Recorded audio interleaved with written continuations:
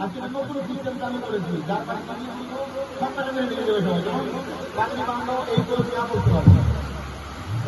position নিয়ে